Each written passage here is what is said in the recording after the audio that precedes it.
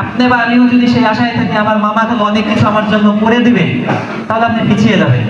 আর এই আশা করাটাই তো একজন অনেক কষ্ট করে পড়াশোনা করতেই থাকবে সবসময়, আর আপনি যদি অল্প করে চিন্তা করেন আপনার রেজাল্টও ভালো হবে অথবা আপনি বাংলাদেশে সবকিছু পাবেন, এই দিন আপনাকে ভুলে যেতে হবে। আপনি আপনার পরিশ্রমের টুকুন পান, এই আশাটুকুন শুধু চেষ্টা করতে থাকতে হবে। আপনারা যারা প্রশিক্ষণ নিচ্ছেন একটু আগ্রহ থাকতে হবে যে আপনাকে যেন একটু এগিয়ে দেওয়া যায়। আসলে আপনার পাশের একজন বন্ধু বান্ধব, আমি যেমন স্কুলে পড়াশোনার জন্য এটা বলি, যারা আমাদের ছাত্রছাত্রী, একজন অনেক কষ্ট করে পড়াশোনা করতেই থাকবে সবসময়, আর আপনি যদি অল্প করে চিন্তা করেন আপনার রেজাল্টও ভালো হবে অথবা আপনি বাংলাদেশে সবকিছু পাবেন, এই দিন আপনাকে ভুলে যেতে হবে।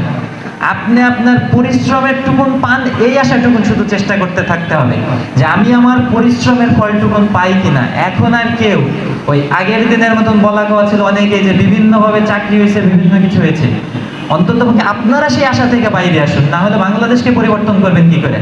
আপনি বা আমিও যদি সেই আশায় থাকি আমার মামা খালু অনেক কিছু আমার জন্য করে দিবে, তাহলে আপনি পিছিয়ে যাবেন। আর এই আশা করাটাই তো ভুল। আপনার শুধু আশাটুকুন থাকা প্রয়োজন আমরা যেন আমাদের যে প্রচেষ্টা সেই প্রচেষ্টার ফলটুকুন লাভ করি।